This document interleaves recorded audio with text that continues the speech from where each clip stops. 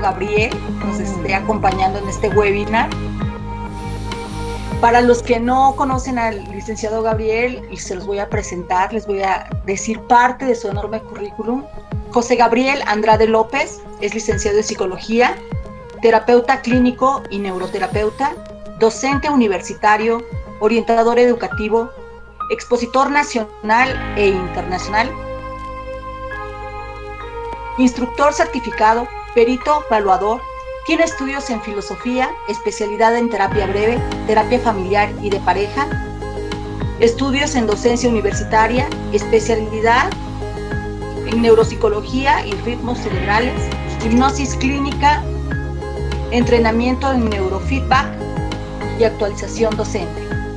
Esto es parte del enorme currículum que tiene el maestro Gabriel Andrade, pero sobre todo la creación de una terapia que nos ha acompañado durante los últimos años, que nos hizo el favor de venir a presentar a Oaxaca, la terapia de atención y la terapia de funciones ejecutivas. Le doy la más cordial bienvenida al maestro Gabriel, que pues dadas las condiciones están teniendo que ser a través de webinars, de videollamadas, y que nos hizo el enorme favor, el enorme honor de acompañarnos el día de hoy. Buenas noches, maestro. ¿Qué tal? Buenas noches, un gusto estar con ustedes. ¿Sí me escuchan bien? Hola. Sí. ¿Sí? Buenas noches, psicólogo. ¿Sí se escucha bien? Ok, muchas gracias.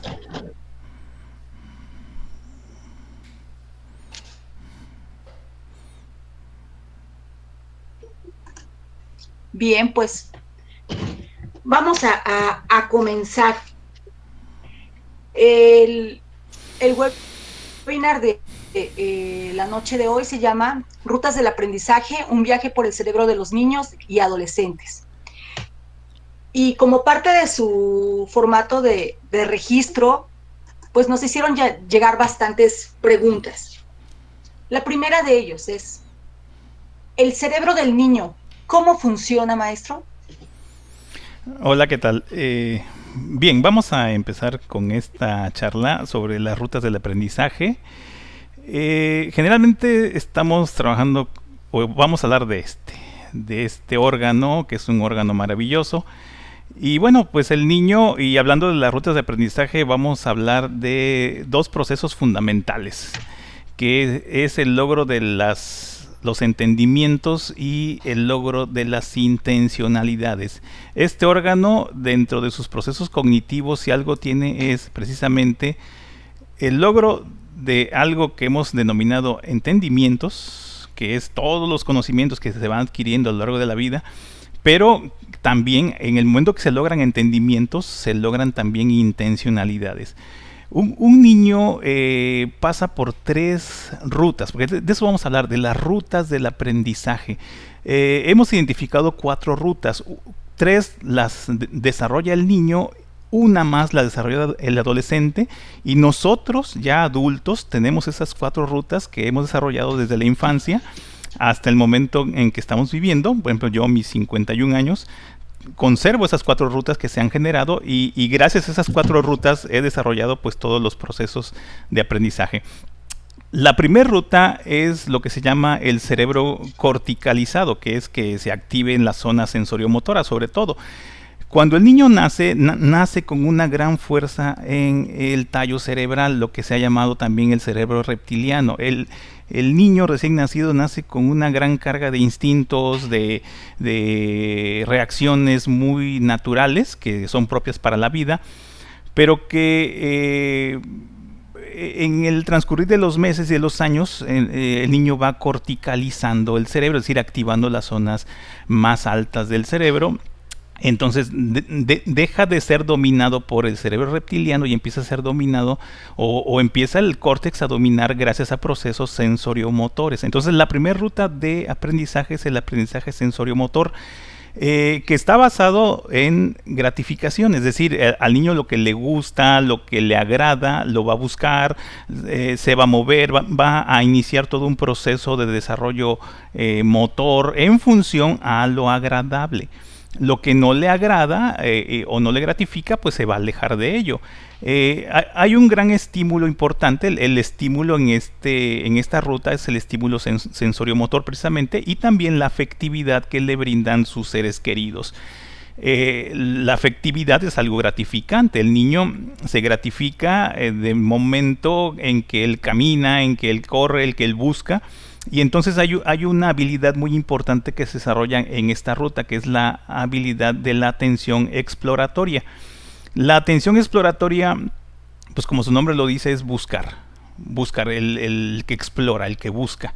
Entonces, la primera ruta es muy importante, más o menos desde el nacimiento hasta los 4 o 5 años, y la vamos a seguir desarrollando toda la vida, pero hasta ahí es donde se da un pleno desarrollo de los procesos sensoriomotores.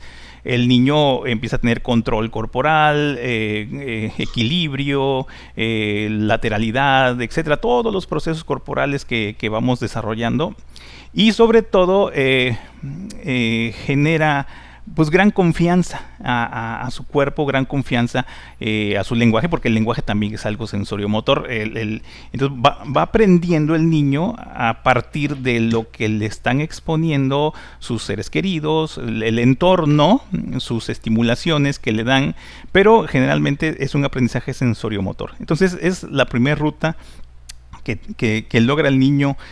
Pero de pronto a los 5 años, más o menos, 5 o 6 años, el niño se empieza a enfrentar a descubrir una nueva ruta del aprendizaje, que es cuando empieza el aprendizaje de la escolarización. Entonces estamos hablando de un cerebro que se empieza a escolarizar, que comienza a aprender las aptitudes académicas esenciales, que son la escritura, la lectura, obviamente, las matemáticas. Entonces el niño de los 5, 6 años, sobre todo 7 años, ya empieza a tener un cerebro que se está adaptando a unas necesidades escolares. Entonces por eso le hemos puesto el cerebro escolarizado.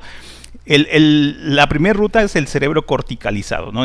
Que desarrolla la sensoriomotricidad. Este segundo cerebro es el cerebro del desarrollo de las aptitudes académicas esenciales. Es un cerebro que le va a meter a nuevos entendimientos, a nuevas intencionalidades, pero más a los entendimientos, entender qué es la lectura, qué es la escritura.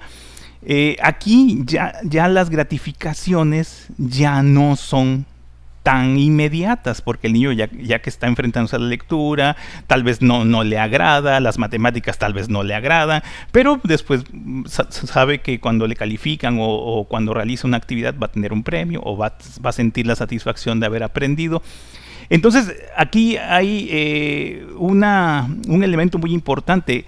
La atención que dijimos que en la primera ruta es la atención exploratoria, aquí se empieza a convertir la atención en una atención voluntaria, una atención que necesita de una tarea que alguien externo, es decir, ya no mis gustos, ya no mi gratificación, sino alguien externo a mí me pide que yo realice algo. Y en ese sentido, cuando yo realizo una tarea, yo necesito usar la atención voluntaria para lograr lo que se ha llamado como intencionalidades.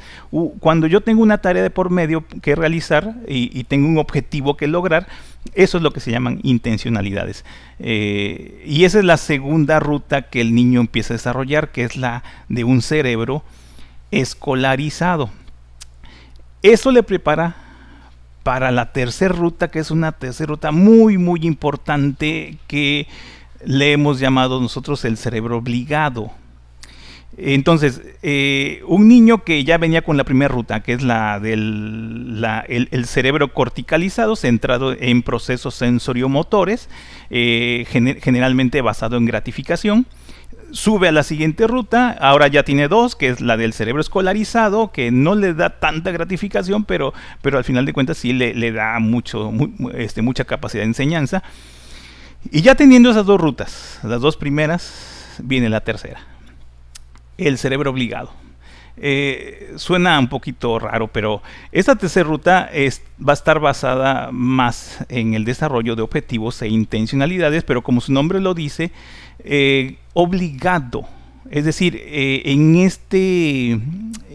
esta ruta un estímulo fundamental va a ser la autoridad de los padres y también la autoridad de los maestros. Estamos hablando de un niño ya de 6, 7 años, 8 años en adelante, hasta antes de llegar a la adolescencia.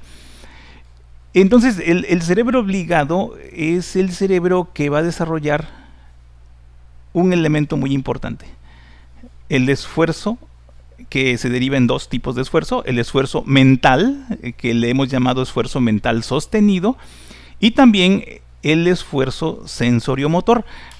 El niño, en las etapas de el cerebro corticalizado, que está centrado en lo sensoriomotor, realmente no desarrolla un esfuerzo solamente cuando hay gratificación. Si al niño le gusta algo, lo desarrolla. Si tiene la pelota, la patea, la juega, pero cuando de pronto se cansa, de pronto ya no hay la gratificación, pues deja las cosas. En esta etapa del cerebro obligado es cuando un niño puede incrementar su capacidad de esfuerzo, ya sea esfuerzo mental sostenido o el esfuerzo sensoriomotor. Entonces, cuando los niños pueden educarse en un deporte, es cuando pueden educarse en disciplinas, en el uso de instrumentos musicales, y muchas cosas que los niños empiezan a desarrollar en esta etapa que le hemos llamado el cerebro obligado. El cerebro obligado depende del cerebro escolarizado, que es la segunda ruta, y la segunda ruta depende del primer cerebro, el cerebro corticalizado, que da los elementos sensoriomotores para aprender la lectura, para aprender la escritura, para aprender las matemáticas, etc. Y bueno, ya teniendo entonces el niño este cerebro obligado, que insisto, la esencia o el elemento esencial de estimulación en este caso es la autoridad de los padres. Es decir, el padre o el maestro, también la autoridad del padre, y también juega un papel muy importante la autoridad escolar, desarrollan pues este cerebro, obligar al niño. Si el niño en esta etapa no se le obliga, si se le descuida la obligación y se le deja al niño que haga lo que quiera, entonces el niño se regresa. Es decir, no se va a regresar al cerebro escolarizado, que es el aprendizaje de las aptitudes académicas esenciales. No, se regresa a un cerebro que es muy primitivo, que el niño va a tender siempre a buscar ese cerebro primitivo, que es el cerebro corticalizado, que tiene que ver con la sensoriomotricidad. Por eso el niño lo que busca es hacer acciones, casi siempre acciones de juego, de búsqueda de actividades que han sido generalmente automatizadas en esa etapa de los primeros años de vida. Entonces, ese cerebro obligado, que es la tercera ruta, que es cuando el niño aprende todos los contenidos esenciales escolares y contenidos esenciales de la vida, pero bajo una obligación. No quiero decir que el niño siempre esté obligado. A ver, estoy hablando de que el hecho de que el niño ingrese a un colegio y en el colegio le dicen vas a hacer matemáticas o vas a estudiar inglés, o sea, se le está obligando. Tal vez el niño está completamente decidido y dice sí quiero, sí, pero en ese sentido, cuando me refiero a obligado, sí me refiero a dos elementos. Uno, lo que al niño se le presenta como ambiente escolar, ambiente familiar a esa edad, pero también podríamos llegar al nivel de la obligación cuando se usa la autoridad y se dice tienes que hacer esto. Tal vez el niño, como dije hace un momentito, se quiere regresar al cerebro corticalizado y quiere hacer actividades netamente sensoriomotoras, que prácticamente cuando el niño quiere jugar, quiere usar la tablet, usar la computadora, lo está haciendo bajo condiciones de sensoriomotricidad. Bueno, entonces el niño, respondiendo a la pregunta, ¿cómo es el cerebro del niño? Pues el niño, desde el nacimiento hasta antes de llegar a la adolescencia, pues desarrolla 3 rutas muy importantes. Y la primera ruta va a generar la capacidad de atención, que es la primera unidad funcional del cerebro. La segunda ruta va a desarrollar la capacidad de codificación, que es la segunda unidad funcional del cerebro. Y la tercera ruta, que estoy hablando del cerebro obligado, va a desarrollar la tercera unidad funcional del cerebro, que tiene que ver con las funciones ejecutivas. Y ahí es un punto muy importante. Es decir, el niño tiene 3 momentos muy importantes para desarrollar las 3 habilidades esenciales para enfrentarse a la ruta que le sigue en la adolescencia. Entonces, si se descuida, si no se desarrolla alguna de estas rutas, pues entonces donde vamos a ver las consecuencias, pues puede ser en el momento de la adolescencia. Sí. Bien, la siguiente pregunta, que tiene que ver precisamente con esto. ¿Cómo cambia o qué cambios tiene estas rutas en el cerebro del adolescente? ¿Cuáles serían los principales indicadores ahí? Sí, el cerebro adolescente tiene que desarrollar la cuarta ruta, que es pues la que ya nos define como seres humanos más maduros. Pero obviamente la adolescencia pues empieza a desarrollar la cuarta ruta, que le hemos llamado el cerebro autorregulado. El niño viene de un cerebro corticalizado. Luego desarrolla el cerebro escolar. Luego desarrolla el cerebro obligado. Y ahí va muy bien. El cerebro obligado le ha llevado a mantener o a incrementar la capacidad de esfuerzo mental sostenido y el esfuerzo sensoriomotor. Pero ahora viene un elemento. El adolescente, y una de las esencias de la vida adolescente es que el adolescente se empieza a desprender de la autoridad y poco a poco empieza a tomar su autonomía, poco a poco, de manera gradual, y para eso necesita ahora un cerebro que tiene que autorregularse, gobernarse a sí mismo. Y lo que ese cerebro va a desarrollar, pues es un elemento fundamental que se llama capacidad de control. Y capacidad de logro, capacidad de logro. Es lo que desarrolla o lo que tiene como meta desarrollar en todo el proceso de la adolescencia, que ya la adolescencia actualmente ya se está hablando de un periodo pues hasta los 23, 24 años. Ya no es, antes se consideraba la adolescencia a los 18, a veces hasta los 16, pero no, la adolescencia ya se ha alargado su periodo. Los teóricos en el desarrollo ya lo están afirmando de ese modo. Entonces el cerebro que se esfuerza, que tiene la capacidad de esfuerzo mental sostenido y tiene la capacidad de esfuerzo sensoriomotor, pues ahora necesita de un elemento muy importante, porque el esfuerzo es como su nombre lo dice, es fuerza, una fuerza que está ahí, sí, pero esa fuerza necesita de un proceso de regulación, de control. Y para que yo logre la capacidad de logro, que yo logre ese mecanismo por el cual yo voy a lograr objetivos por mí mismo, ya no obligado, ya ahora porque yo quiero.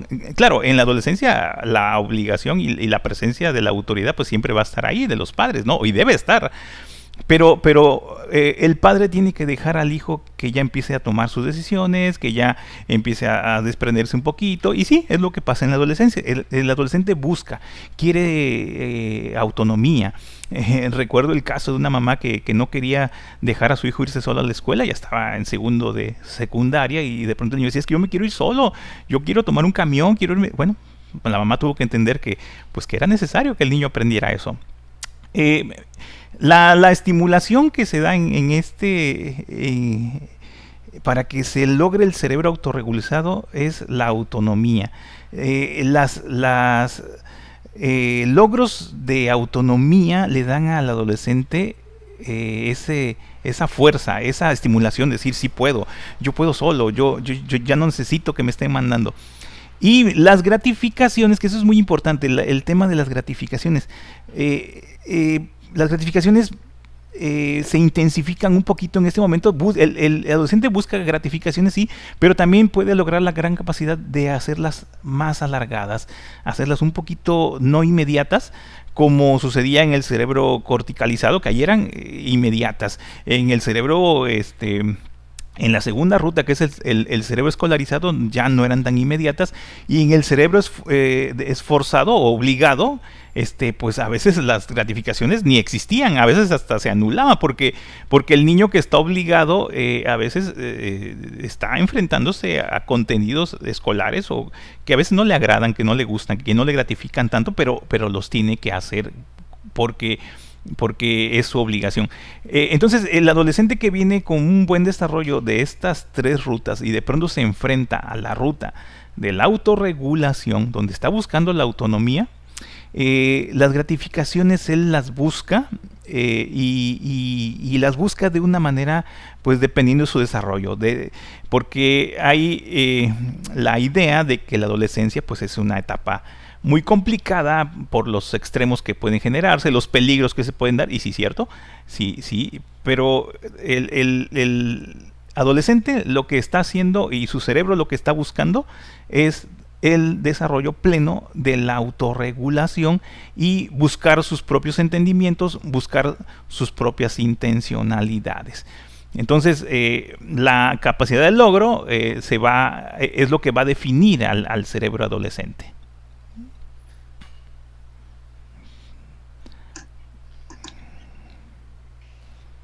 Muy bien. Ahora, ¿cómo se logran los aprendizajes, maestro? Bien, pues, híjole, hay muchas teorías, ¿no?, respecto al aprendizaje, pero yo me voy a seguir manteniendo lo que estamos hablando. Cuando empecé hablé de dos conceptos, que es el concepto de entendimiento y el concepto de intencionalidades.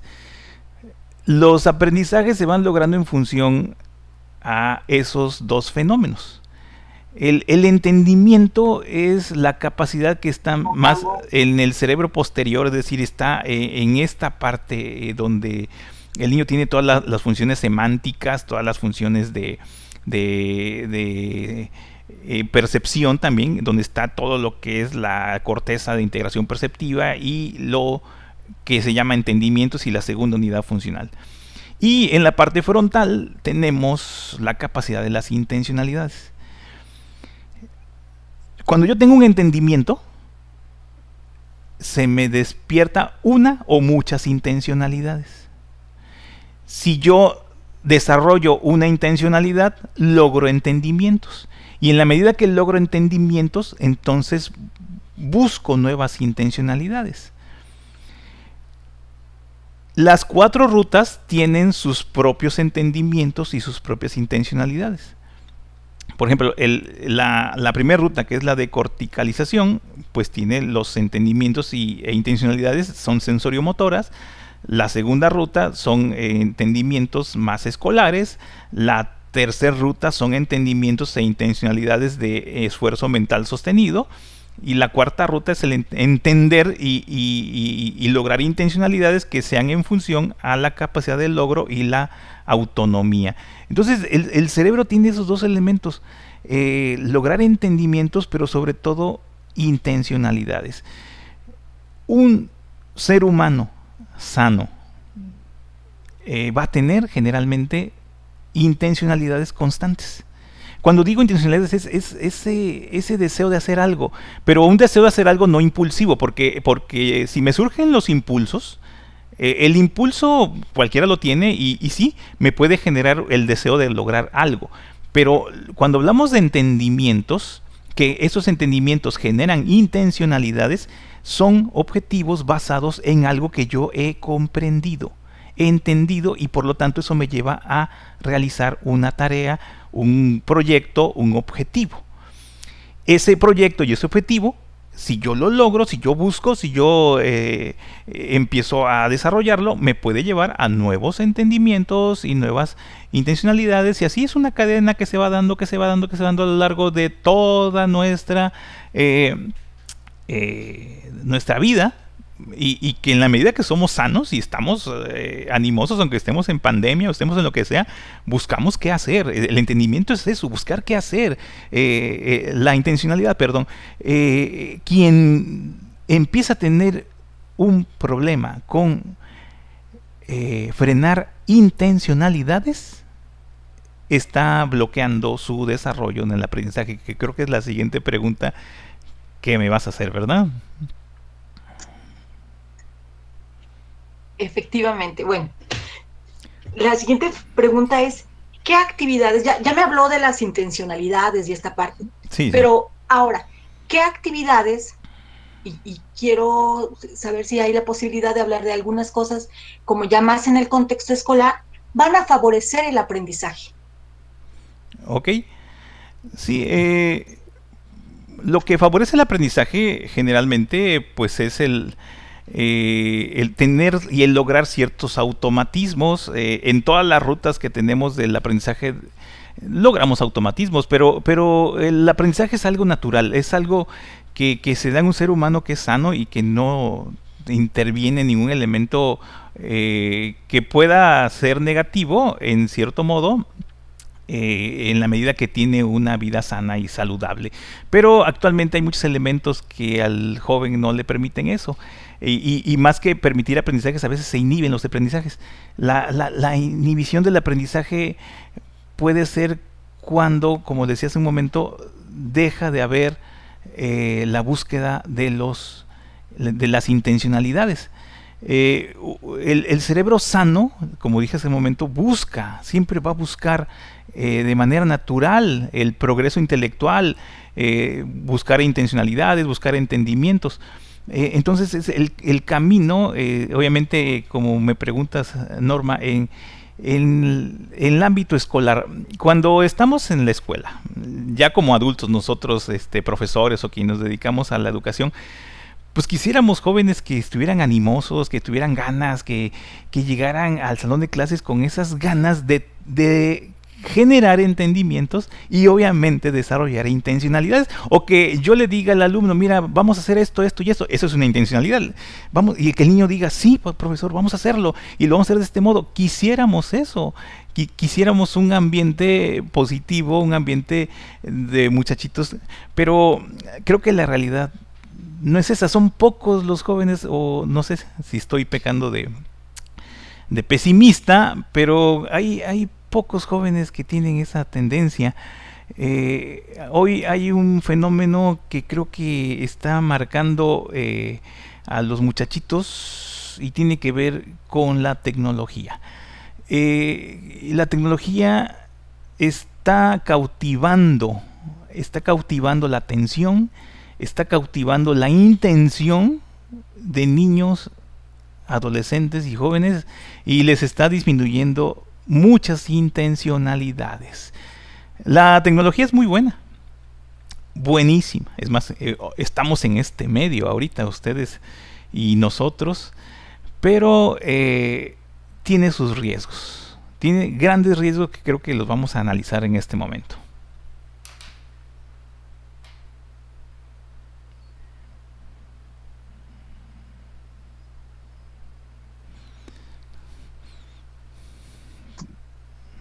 ¿Cuáles son los elementos que van a inhibir el aprendizaje?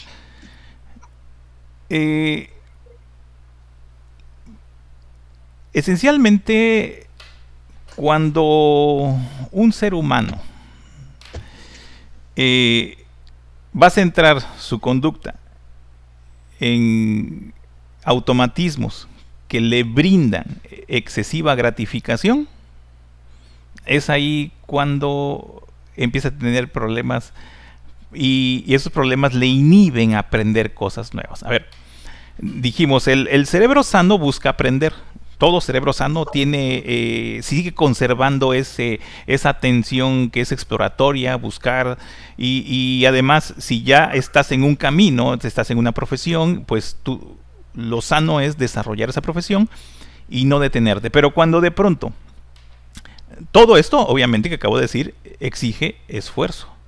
No es gratis, exige esfuerzo, sobre todo esfuerzo mental sostenido y esfuerzo sensoriomotor. Sí. Pero cuando de pronto yo me veo cautivado por algunos automatismos que me brindan excesiva gratificación, eso puede impedir el desarrollo de nuevas intencionalidades y obviamente de nuevos entendimientos. Desde las neurociencias se ha entendido así, el cerebro es un cerebro que puede tener problemas de desarrollo del aprendizaje en la medida que se queda clavado en un automatismo. ¿A qué me refiero con automatismo? A ver, me estoy refiriendo a aquello que hacemos rápido, fácil, y además que nos brinda muchísima gratificación. Por ejemplo, si al niño le gusta el fútbol y el fútbol, sí, está basado en un esfuerzo sensoriomotor, pero al niño le gusta divertirse. Tal vez si a un niño, como un caso que yo conozco, un niño que sí, le gusta mucho el fútbol, y su papá cuando le dijo, bueno, te voy a llevar a entrenar fútbol, y el niño dijo, sí, yo quiero entrenar fútbol, pero cuando estuvo en el entrenamiento de fútbol, de pronto vio que había obligación, que había rutinas, que había esfuerzo, y entonces dijo, no, eso no me gusta, estar pateando la pelota para aquí y para allá, no, yo quiero jugar. El niño lo que quería era, del fútbol no era el entrenamiento o lograr un desarrollo, sino lo que él quería era lo que él está ya automatizado, es decir, jugar, divertirse, hacer una labor sensoriomotora, pero sin el esfuerzo. A eso me refiero cuando los automatismos nos pueden cautivar y nos pueden llevar a un deterioro de el desarrollo de intencionalidades. Y actualmente los jóvenes se están enfrentando, los jóvenes se están enfrentando a un automatismo bastante peligroso, que tiene que ver precisamente con los dispositivos electrónicos. El dispositivo electrónico ofrece una oferta muy atractiva, que cautiva, como dije hace rato, cautiva la atención y las intenciones de quien los está usando. Y además, esos dispositivos electrónicos ya están en la mano de cada joven.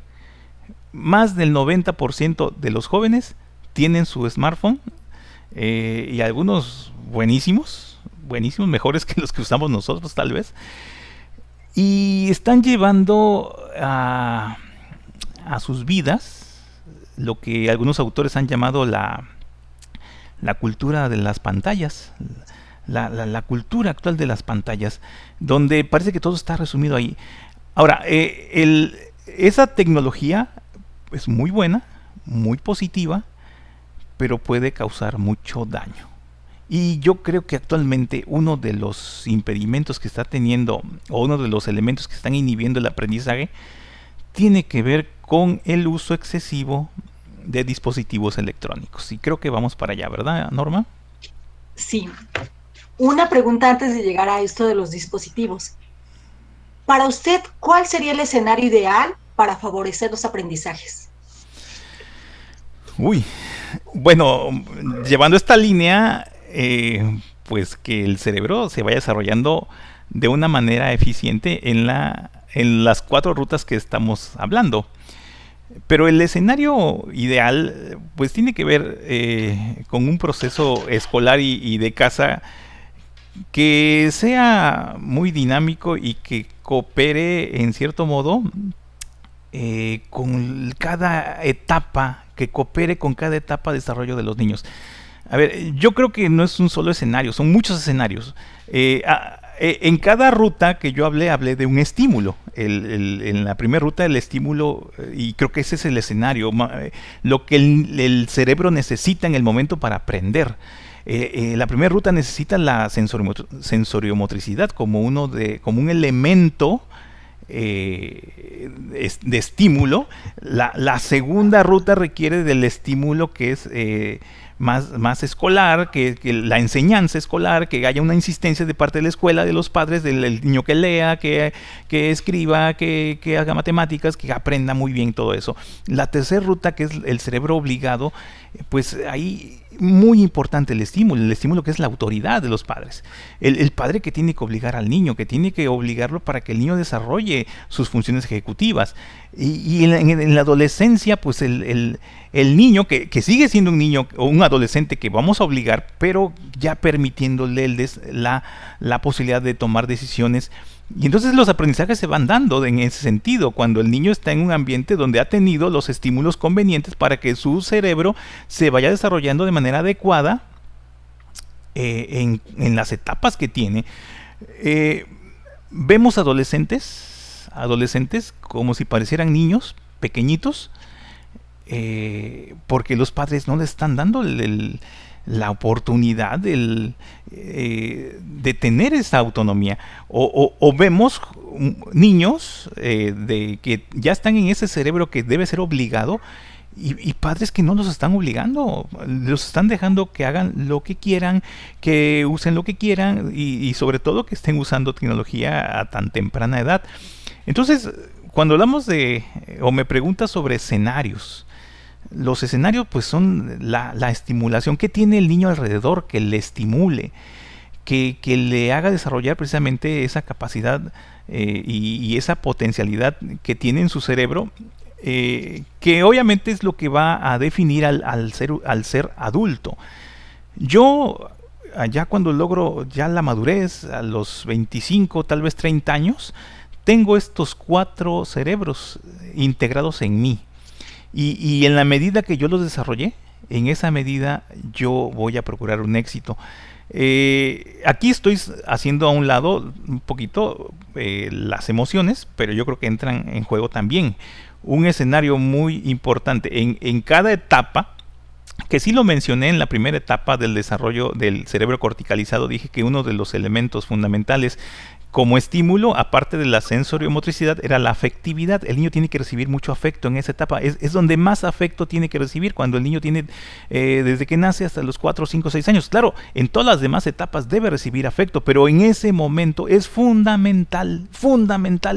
Cuando los niños dejan de recibir afecto a los 8 o 10 años, no les afecta tanto como cuando lo vivieron a los 4 o 5 años. Entonces el amor, el cariño obviamente es fundamental, el respeto que hay que tenerle a ellos es fundamental, pero sí no quitar de vista los estímulos.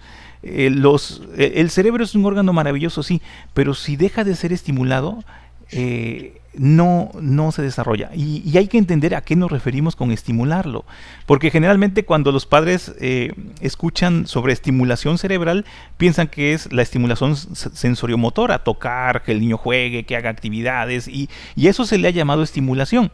Pero aquí estamos hablando o estamos poniéndole, estamos precisando qué estimulación requiere cada una de las etapas.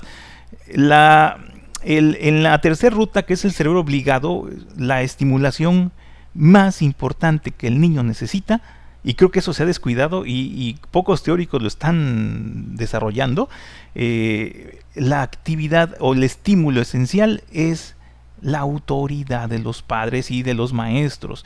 En la medida que un niño de 6 hasta los 12 años, todos esos años, ha tenido una autoridad coherente, una autoridad en cierto modo basada en exigencia, en reflexión, en supervisión, los niños desarrollan la capacidad del esfuerzo mental sostenido y la capacidad del esfuerzo sensoriomotor, que eso va a ser muy importante para la siguiente etapa, que es la etapa del cerebro que va a buscar la autorregulación, que es el cerebro del adolescente.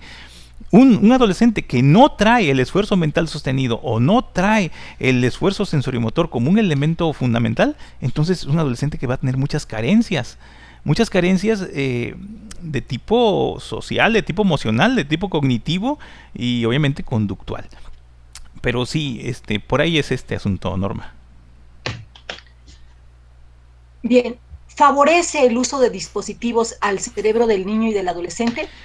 Porque todavía antes de la pandemia decíamos, lo menos que lo utilicen, que no estén mucho en contacto, ve cuántas horas, pero de pronto ahora es, toma el dispositivo, ponte a estudiar, haz la tarea. Claro. ¿No? Y entonces estamos en esta situación a la que nos ha llevado esta pandemia, ¿no? Desde su punto de vista, los dispositivos electrónicos para el uso educativo son muy positivos, muy buenos, pero nos ayudan a tener información, a estar en contacto entre la gente, nos ayudan a realizar aprendizajes formales o informales, etcétera. Muchos pues lo estamos viviendo actualmente. Pero creo que aquí es donde entra el fenómeno de la obligación. Los niños no tenían la intención de ocupar sus dispositivos electrónicos para la educación, porque la realidad dice otra cosa. Mire, aquí tengo unos datos que los voy a leer exactamente.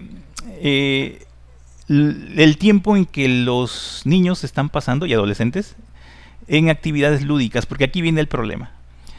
Los dispositivos electrónicos, cuando son usados, y que en su gran mayoría son usados para actividades lúdicas y sociales, es cuando puede esto perjudicar a los niños y adolescentes.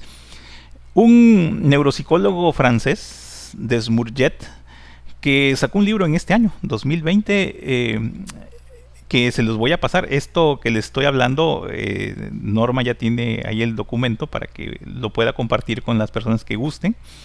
Y Desmourget dice que en las investigaciones que ha realizado a nivel mundial, que los niños ya de 2 años, hay niños de 2 años que ya pueden estar pasando hasta 3 horas y media como media de frente a las pantallas diariamente.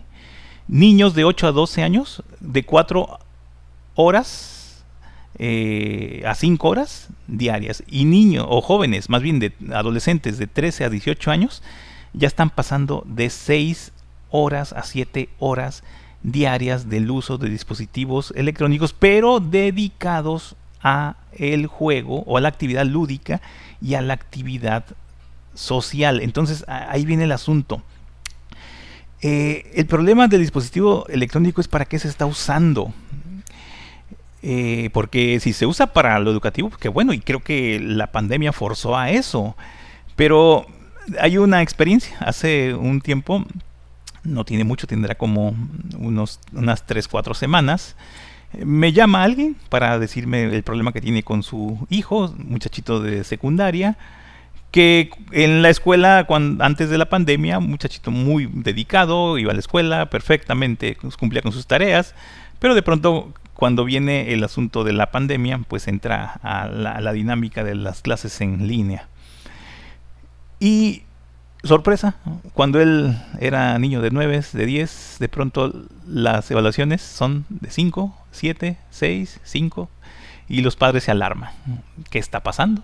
Cuando el padre se da cuenta, pues que el muchachito en su recámara, pues sí, está en clase, pero es teniendo ahora el profesor en la pantalla, pues tiene la oportunidad de hacer lo que yo hace rato llamaba los automatismos.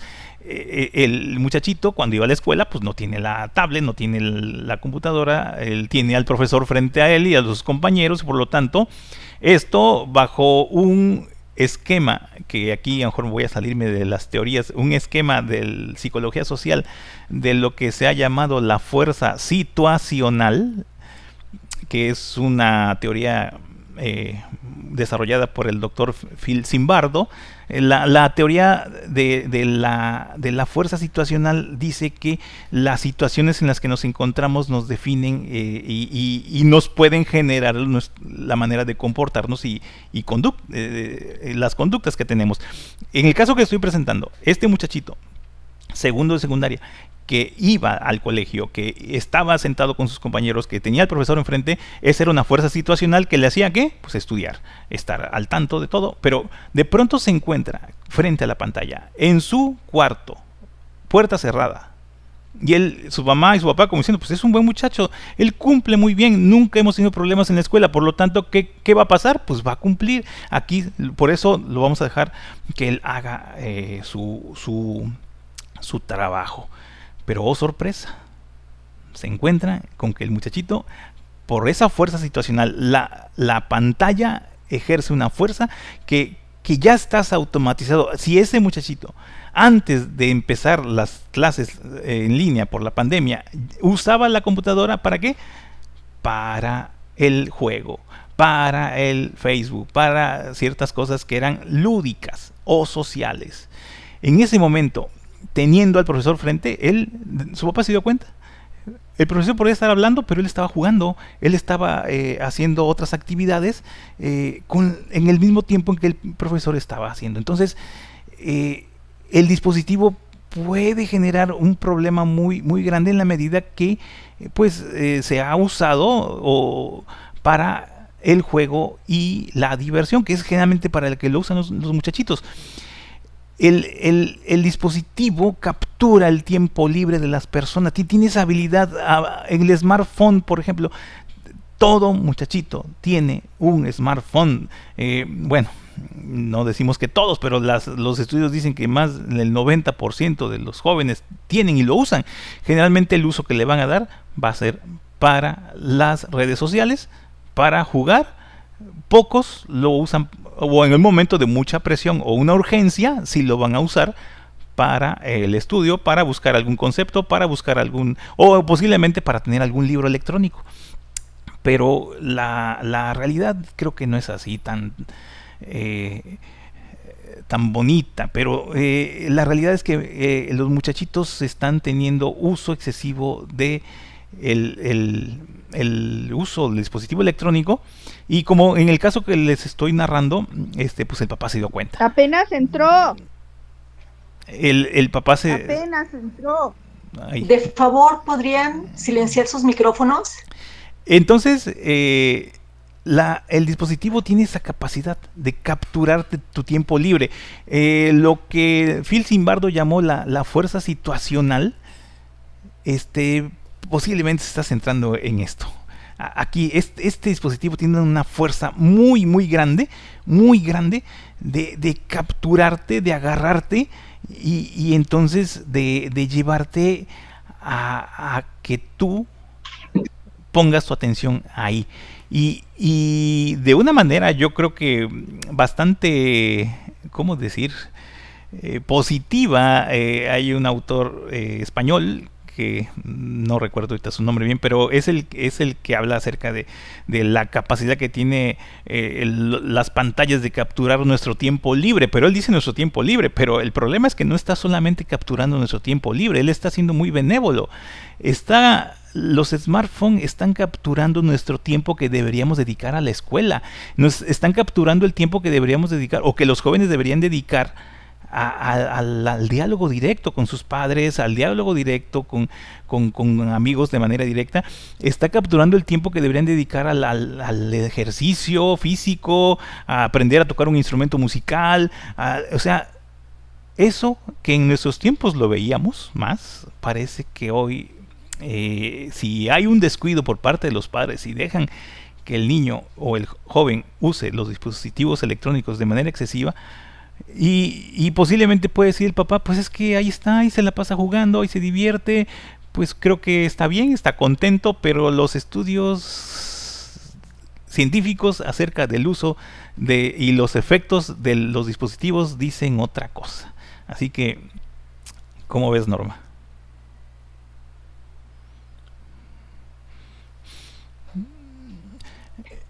Difícil en cuanto a la situación que tienen muchos papás en casa en la actualidad. Claro. Se dejaron muchos espacios, se permitieron muchas cosas, no teníamos idea que íbamos a vivir un escenario como el que estamos viviendo, y los chicos crecieron con el dispositivo.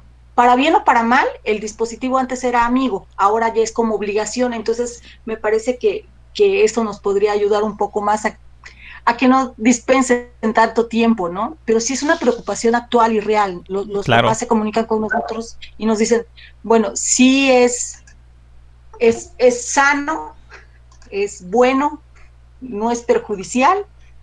Y les dije, momento, el 11 de diciembre vamos a tener un webinar con un especialista en la materia. La última pregunta, maestro. ¿Qué efectos tiene el uso excesivo de dispositivos en el cerebro del niño y del adolescente? Pues hay estudios que están revelando lo siguiente. Hay 3 efectos muy notorios, que son el conductual, el cognitivo y el emocional.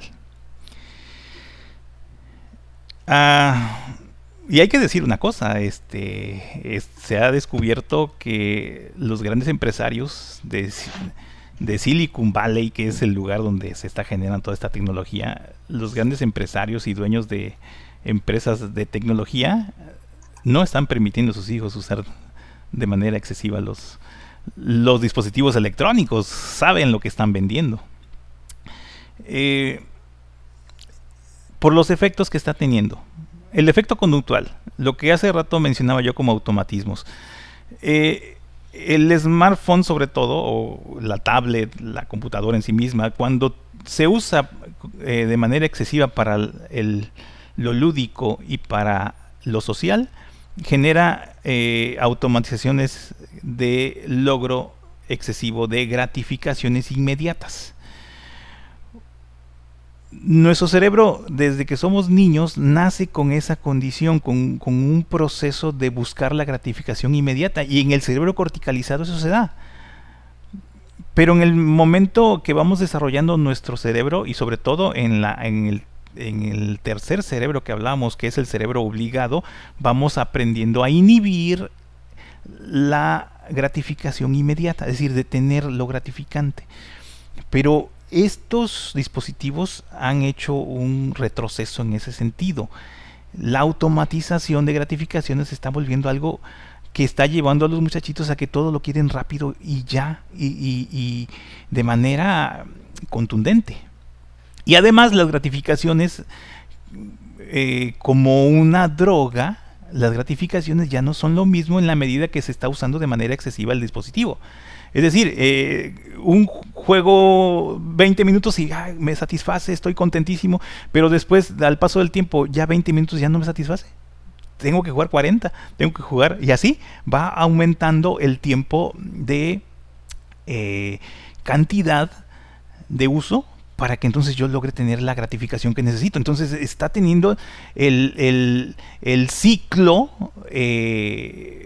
negativo y el ciclo que tienen las drogas. Está afectando las zonas de recompensa del cerebro. Hablamos de dopamina y de otras sustancias que eso los teóricos lo están estudiando. Entonces el efecto conductual, la búsqueda de la gratificación inmediata. Si hay adolescentes con esa búsqueda de gratificación inmediata, estamos hablando de adolescentes que se están convirtiendo como niños pequeños. Entonces eso está restando muchos puntos, muchos al desarrollo de la madurez humana. El efecto cognitivo. Los dispositivos electrónicos están disminuyendo la capacidad del esfuerzo mental sostenido. Se está ocasionando problemas en la capacidad de atención, en la capacidad de funciones ejecutivas, en la capacidad de la memoria, y eso está demostrado. Hay un elemento importante, y hasta lo he leído en las publicidades de celulares y demás, y sobre todo cuando ofrecen el sistema Android, que dicen, de ese y de otros sistemas, ¿no? Pero dicen que es un sistema intuitivo. ¿Qué significa que sea intuitivo? Es decir, el smartphone, el teléfono inteligente tiene un sistema intuitivo. O sea que tú le vas a mover, le mueves, no tienes que leer un manual, no tienes que esforzarte mucho, porque si es intuitivo, tú vas a descubrir simplemente con el movimiento, picándole, quitándole, te regresas, te adelantas. Entonces es amigable, pero parece que el concepto amigable e intuitivo es un concepto de no pienses mucho, no te esfuerces mucho, mira, esto es fácil, es sencillo. Por eso mucha gente piensa, y hay un libro, está en la bibliografía que les voy a dejar en el documento, que se llama los los nativos digitales no existen, porque hay quien dijo que los niños ya vienen con otro chip, que ya muy revolucionados, que aprenden muy rápido la tecnología. Pues es que es muy fácil. A ver, pongan un niño a aprender lo que nosotros aprendíamos en el MS2 de todo lo que era hacer un trabajo de programación, que en los tiempos que yo aprendía la computadora, pues eso nos enseñaban. Ahora con el Windows y con todo este ambiente, que es muy bueno, no estoy diciendo que sea malo, pero muchas cosas se han vuelto, así como les he dicho, intuitivas. Entonces el efecto cognitivo está disminuyendo el esfuerzo mental sostenido, porque entonces el muchachito está volviendo a la etapa sensoriomotora, porque si ustedes se dan cuenta, esto tiene un funcionamiento sensoriomotor. Yo muevo, escucho, veo, me sigo moviendo, o sea, recibo información y actúo, y me divierto. Entonces estoy volviendo a los tiempos donde yo de niño pequeñito estaba haciendo esta función, donde no necesitaba el esfuerzo mental sostenido. Lo que me genera estar mucho tiempo jugando es la gratificación, no es esfuerzo, porque muchos papás dicen, es que mi hijo se esfuerza, miren, se pasa 2 horas jugando el videojuego. Pues sí se esfuerza, pero es un esfuerzo sensoriomotor muy básico, muy basado en el deseo, en la gratificación. Como decía un señor, mi hijo lee muy bien y yo no sé por qué en la escuela no lee. Yo creo que las maestras no lo motivan, porque los libros de Harry Potter se los lee toditos, pero cuando le ponen historia de México, le ponen lectura, pues ahí no quiere leer, pues obviamente porque tiene que ver con la gratificación. Entonces el efecto cognitivo, la disminución del esfuerzo mental sostenido es evidente que se está dando. En este libro que se llama Los nativos digitales no existen, y también en otro libro que se llama Los cretinos, el libro de Desmourguet, cretinos digitales, creo que también habla de un fenómeno que está sucediendo. Los niños, en los que son generación Z, porque estamos hablando de los generación Y, generación Z, y que son los que se han mencionado como nativos digitales, y los niños de generación Z están en estudios de coeficiente intelectual, están mostrando un coeficiente intelectual menor a los niños de las otras generaciones, los llamados generaciones X o millennials. Entonces algo está pasando en el efecto cognitivo aquí sí está dando, y entonces puede ser muy peligroso. Y el efecto emocional, hay estudios que hablan que los niños que están mucho tiempo, o adolescentes que están mucho tiempo en las redes sociales, sobre todo en Facebook, las que sea, o que están pasando mucho tiempo jugando, tienen un cerebro estresado. Se estresan con más facilidad y generan síntomas depresivos muy fuertes.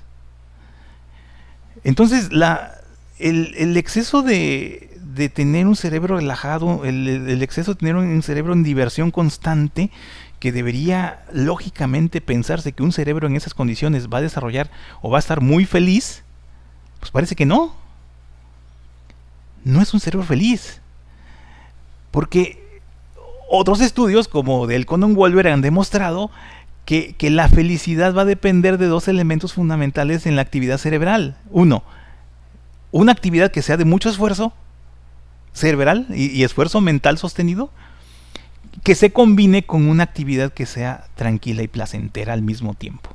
Ahora, si estamos viviendo una actividad, o el joven que está mucho tiempo en el smartphone y que ya dijimos no necesita tanto esfuerzo, tal vez al inicio sí un poquito de esfuerzo, pero después ya no tanto, no está viviendo el esfuerzo mental sostenido, y por lo tanto está en una conducta y en una experiencia completamente gratificante y de manera pues muy amplia, mucho tiempo, que al final de cuentas puede llevarle a generar una condición de estrés y de depresión. Entonces estamos viendo algo pues muy raro, ¿no? Que el juego, el entretenimiento y la diversión se está convirtiendo en un elemento que está por encima del esfuerzo mental sostenido. Y ¿saben cuál es el gran problema? Que esto, que se puede convertir en una adicción, y voy a decir que ya hay un centro de adicciones a los dispositivos electrónicos en España. Ya se está haciendo, porque esta idea de la adicción a los dispositivos electrónicos ya es una realidad. En el manual estadístico de los trastornos mentales sí existe un trastorno que ya se ha tipificado como el trastorno al internet, sí, al internet, pero es muy diferente a este nuevo trastorno que se está ubicando, que es el trastorno de a los dispositivos electrónicos, y es más grave porque todos tenemos un dispositivo electrónico en las manos. Entonces hay hasta adultos que pueden estarse influenciando demasiado por esto. Entonces por ahí va el asunto, Norma. Hay una tendencia a querer pues tener esos dispositivos, y el joven busca cada vez mejores teléfonos, y sí, los usan de manera muy excesiva en muchos casos. Pues muy bien, estas son las rutas del aprendizaje que se están viendo amenazadas. Esas rutas del aprender, porque al final de cuentas si va a haber estas consecuencias conductuales, estas consecuencias cognitivas, pues quien se va a ver afectado pues es el ser humano en su capacidad de aprender. Sus rutas de aprendizaje se pueden convertir en rutas muy primitivas. Me refiero primitivas al hecho de que se regresen a la primera etapa, porque entonces un adolescente de 15 años pues pareciera que está en la etapa de la sensoriomotricidad otra vez, en el cerebro que se está corticalizando, que cuando el niño tiene 3, 4, 5 años pues es normal y es muy necesario, pero cuando el joven tiene 15, 16, 20 años y se la pasa jugando o no está haciendo actividades y pareciera que está centrado únicamente en la gratificación, pues ahí está lo que preguntabas, no me acuerdo, creo que la tercera pregunta que me decías, ¿qué elementos inhiben el aprendizaje? Porque al final de cuentas es lo que va a estar sucediendo, la inhibición del fenómeno fundamental de este órgano. Este órgano, si algo tiene que hacer, es aprender. Ok, para cerrar tenemos una pregunta de nuestros acompañantes, de nuestros participantes. ¿Hasta dónde pueden los maestros en pandemia cumplir con los contenidos del programa de estudios, y si la carga de trabajo traerá efectos en la salud de estudiantes y maestros? ¿Hasta dónde pueden exigirle al alumno? Híjole, es que desgraciadamente esta pandemia nos agarró a nosotros un poquito desprevenidos, y la exigencia, miren, la exigencia es un elemento muy importante. A veces los muchachitos dicen, es que es mucho, ya me cansé, ya me estresé, ya estoy... Pero no les crean. Cuando digo no les crean, me refiero a lo siguiente. Lo que están diciendo o están gritando es, dame tiempo para jugar. Ya no quiero estudiar, ya no quiero leer, ya no quiero hacer matemáticas, ya no quiero esto. Dame tiempo para seguir jugando. Sí, es complicado. Yo creo que terminar los programas pues, es una obligación que tiene el profesor, y creo que dependiendo bien de cómo se reparten los tiempos, porque creo que hasta las clases han disminuido, el tiempo de clases, ¿no? Pero creo que debemos ser exigentes.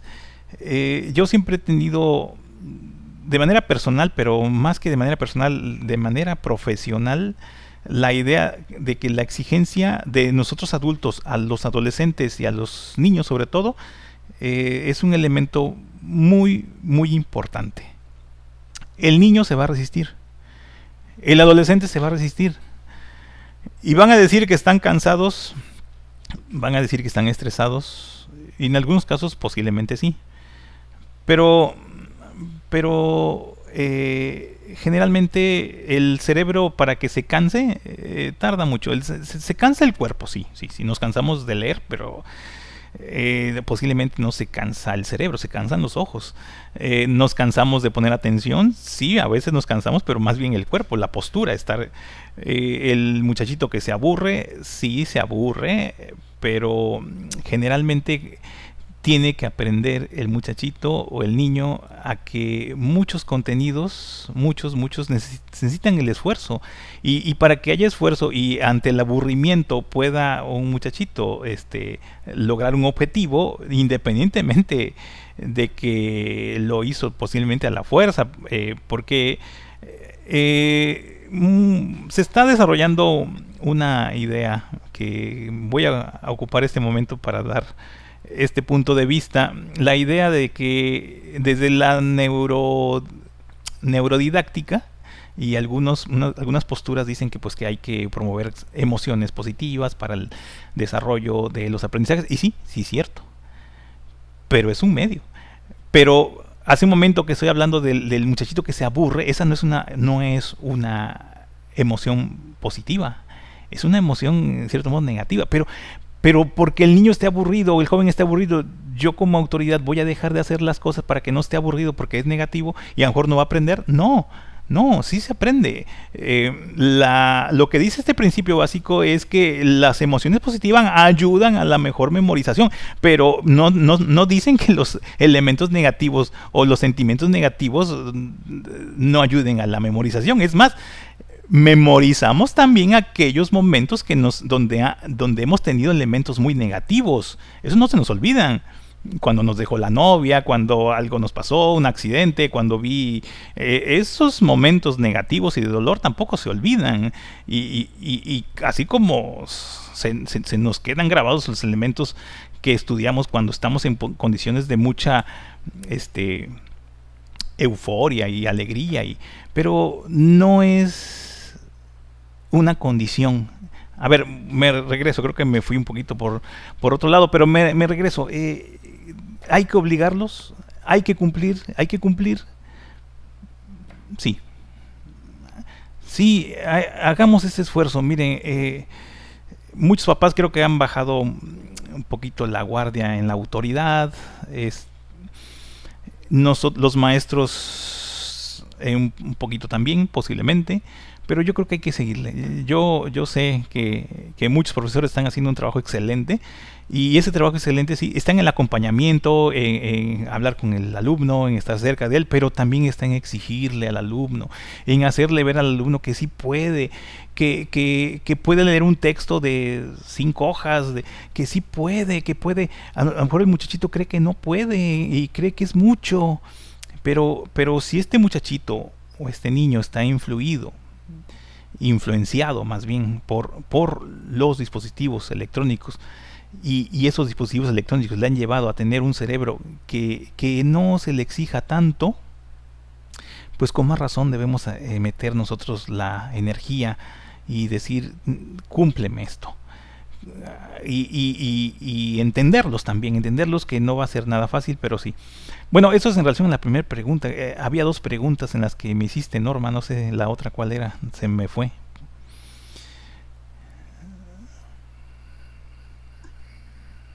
Y si la carga de trabajo traerá efectos en la salud de los estudiantes, y aquí nos preguntan sobre los maestros. Bueno, toda carga de trabajo excesiva, pues sí, es negativa. Hay estudios en relación a este efecto que se llama el quemado, el efecto, el síndrome del quemado, que es por exceso de trabajo. Pero yo creo que sí es una pregunta que no tengo muchos elementos ahí. A ver, muchos elementos porque no hay investigaciones actualmente que estén hablando de esta realidad que está sucediendo con la pandemia y la actividad de los profesores y los alumnos, que están surgiendo algunas, pero estamos precisamente en una etapa donde ya hay algunas investigaciones, pero sí, yo sé. Mi esposa trabaja en un colegio, yo estoy constantemente escuchándola, ella coordina profesores, sí, sé el exceso de trabajo que tienen, sé que esto no es nada fácil, pero nos podemos acostumbrar, sí. Ahora, puede generar efectos negativos. Mire, tenemos un órgano maravilloso que se adapta y nos podemos adaptar en la medida que estamos en un cambio. Y creo que ya nos estamos adaptando a ese cambio, pero en la medida que el cambio se generó, hubo muchas resistencias, muchísimas resistencias, yo lo sé y lo vi, y posiblemente los maestros que me están escuchando a lo mejor identificaron sus resistencias al trabajo en línea, a lo que era pero poco a poco se han ajustado. No es lo mismo, siempre vamos a decir que no es lo mismo, claro que no es lo mismo, pero es el medio en el que tenemos actualmente.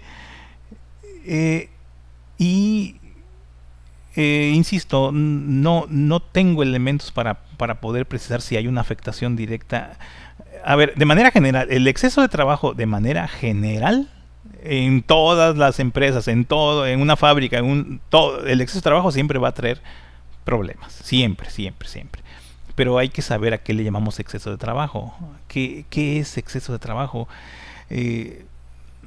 Necesitamos tiempo para lo lúdico, sí, para jugar. Necesitamos tiempo para lo social, sí, para la familia, sí. O sea, creo que hay que equilibrar el asunto. Pero no confundir el muchachito que se queja y que dice que sufre y que además dice que está muy estresado porque se le está quitando tiempo de su juego, tiempo para su diversión, y que posiblemente ese juego y esa diversión sí era muy excesiva, o antes usaba la computadora para jugar y ahora la está usando para estar frente a su profesor, y eso le causa cierto, y sus padres lo obligan y lo están vigilando y no puede jugar. Pues sí, posiblemente el muchachito se resiste, pero yo insisto en que las cosas se pueden acomodar. El proceso adaptativo del cerebro es bastante fuerte y puede lograr que haya un acomodo positivo ante todo esto.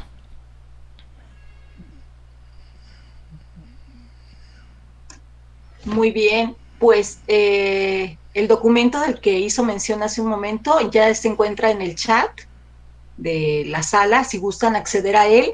También está el currículum del maestro, está también parte del trabajo que él ha desarrollado a lo largo de todos estos años, todo el material que ha creado para trabajar precisamente este trabajo con el cerebro de los niños y de los adolescentes.